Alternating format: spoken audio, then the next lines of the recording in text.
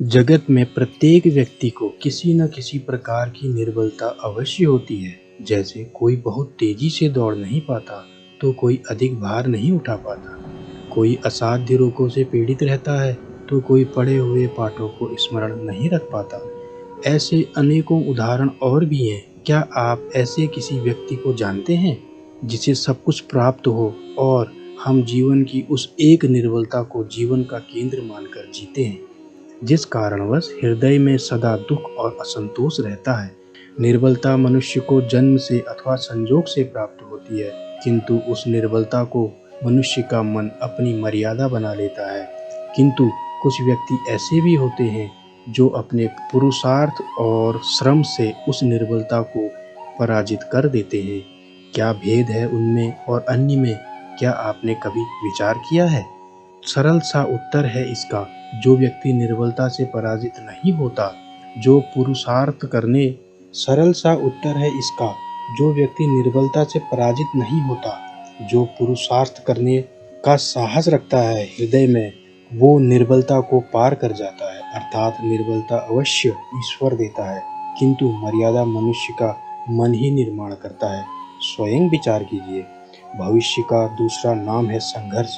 हृदय में आज इच्छा होती है और वो पूर्ण नहीं हो पाती, तो हृदय भविष्य की योजना बनाता है। भविष्य में इच्छा पूर्ण होगी ऐसी कल्पना करता रहता है, किंतु जीवन न भविष्य में है न अतीत में। जीवन तो इस क्षण का नाम है, अर्थात इस क्षण का अनुभव ही जीवन का अनुभव है। पर हम ये जानते हुए भी इतना सा सत्य समझ नहीं पाते। या तो हम बीते हुए समय के स्मरणों को घेर कर बैठे रहते हैं, या फिर आने वाले समय की योजनाएं बनाते रहते हैं और जीवन बीत जाता है। एक सत्य यदि हम जीवन में उतार लें कि ना हम भविष्य देख सकते हैं, ना ही भविष्य निर्मित कर सकते हैं। हम सिर्फ धैर्य और साहस के साथ भविष्य को केवल आलिंगन दे सकते हैं, स्वागत कर सकते हैं भविष्य का।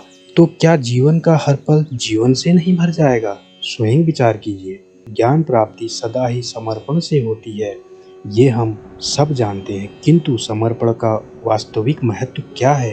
क्या हमने कभी विचार किया? मनुष्य का मन सदा ही ज्ञान प्राप्ति की विभिन्न बाधाओं को उत्पन्न करता है। कभी किसी अन्य विद्यार्थी से ईर्ष्या हो जाती है, कभी पढ़ाए हुए पाठों पर संदेह जन्मता है, और कभी गुरु द्वारा दिया गया दंड मन को अहंकार से भर देता है। नहीं, क्या ऐसा नहीं होता?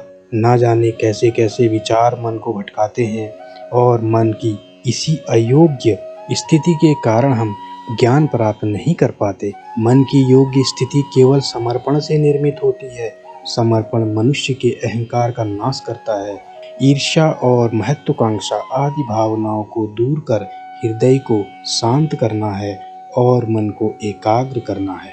ईश्वर की सृष्टि में ना ज्ञान की मर्यादा है, ना ज्ञानियों की। गुरु दत्तात्रेय ने तो गाय और श्वान से भी ज्ञान प्राप्त कर लिया था, अर्थात विषय ब्रह्म ज्ञान का हो या जीवन के ज्ञान का या गुरुकुल में प्राप्त होने वाले ज्ञान का, उसकी प्राप्ति के लिए गुरु से अधिक महत्व उस गुरु के प्रति हमारा समर्पण। क्या ये सत्य नहीं है?